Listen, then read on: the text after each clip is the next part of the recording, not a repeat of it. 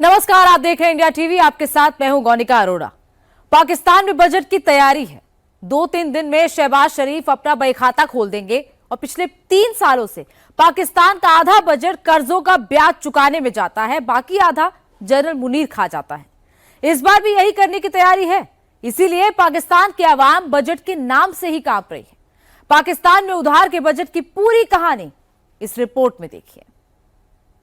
आटा महंगा हो गया है? महंगा हो गया है। अच्छा, आटा महंगा हो गया है। कितना बड़ा? 20-30 रुपए? 30 रुपए बड़ा। 30 रुपए बड़ा है। पाकिस्तान में आटा दाल फिर से सुर्खियों में आ गए।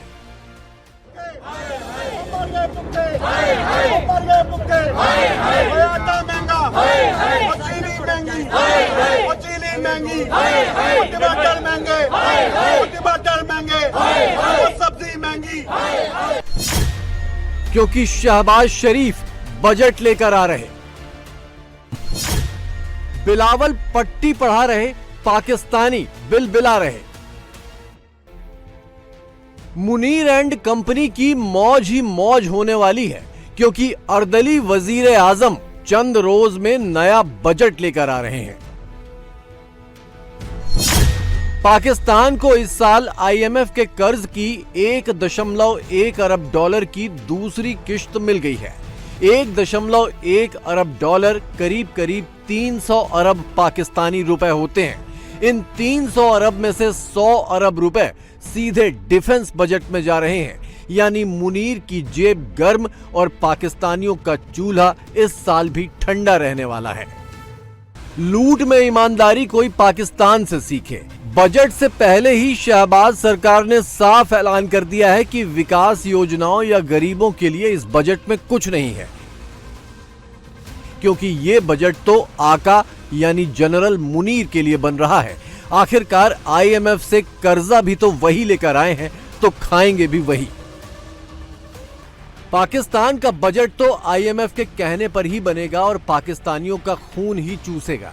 मुल्क टूटे या गरीब की कमर टूटे मुनीर की बला से। ये पाकिस्तानी 5,000 रुपए लेकर राशन लेने निकला है। देखिए इस 5,000 रुपए की पाकिस्तान में क्या हैसियत रह गई है। हालात तो अभी और बिगड़ने हैं। पाकिस्तान में 1 लीटर पेट्रोल पर मौजूदा टैक्स 119 रुपए के करीब है। नए बजट में यह टैक्स 20 से 30% बढ़ाने की तैयारी है। इसके अलावा करीब 300 अरब रुपए के नए टैक्स भी पाकिस्तानियों से वसूलने का प्लान बन चुका है। ईरान जंग रुके या ना रुके, पाकिस्तान में आटे की जंग फिर से शुरू होगी, ये तय है। शहबाज शरीफ आवाम को गन्ने की तरह निचोड़ कर ही मानेंगे, बल्कि शायद कब्रों से निकालकर मुर्दों से भी टैक्स वसूलने लगे। लेकिन चंद साल पहले जब कुर्सी उनकी नहीं थी, तब गरीब पाकिस्तानियों के लिए उनका कलेजा कैसे फटा जा रहा था, ये भी देखिए। शहबाज शरीफ अभी चीन से लौटे हैं। इससे पहले सऊदी अरब दौड़ कर आए हैं। उससे पहले यूरोप और तुर्की नाप कर आए थे। हर दौरे के बाद पाकिस्तानियों को यही झुनझुना थमाया गया कि पाकिस्तान में विदेशी निवेश आएगा। यही कहते कहते शहबाज शरीफ ने अपने 26 महीने के कार्यकाल में 35 विदेशी दौरे कर लिए, लेकिन निवेश के नाम पर पाकिस्तान में एक धेला भी नहीं आया। जब कहीं से कुछ नहीं मिला तो शहबाज शरीफ ने वही किया जो मुनीर ने कहा कि गरीबों की चमड़ी उतारो। शरीफ को बहाना भी अच्छा मिला है कि ईरान में जंग चल रही है, तेल महंगा हो गया है, तो वो आखिर करें क्या। पाकिस्तान में कौन किसको क्या बना रहा है, अल्लाह ही मालिक है। कर्ज की किश्त चुकाने का पैसा नहीं, लेकिन बिलावल छाती ठोक रहे हैं कि दुनिया भर में मेड इन पाकिस्तान की डिमांड है। वैसे बिलावल बनाते क्या हैं जो बेचने को तैयार हैं। पाकिस्तान का कर्ज उसके जीडीपी के 70% तक पहुंच गया है। 2024-25 में पाकिस्तान का बजट करीब 18,000 अरब रुपए था। इसमें से कर्ज के ब्याज चुकाने का हिस्सा 9,000 अरब रुपए से भी ज्यादा था, यानी सीधे सीधे आधा। 2025-26 में पाकिस्तान का बजट 17,500 अरब रुपए के आसपास था। इसमें से कर्ज के ब्याज चुकाने का हिस्सा 8,000 अरब रुपए से ज्यादा था, यानी सीधे सीधे आधा।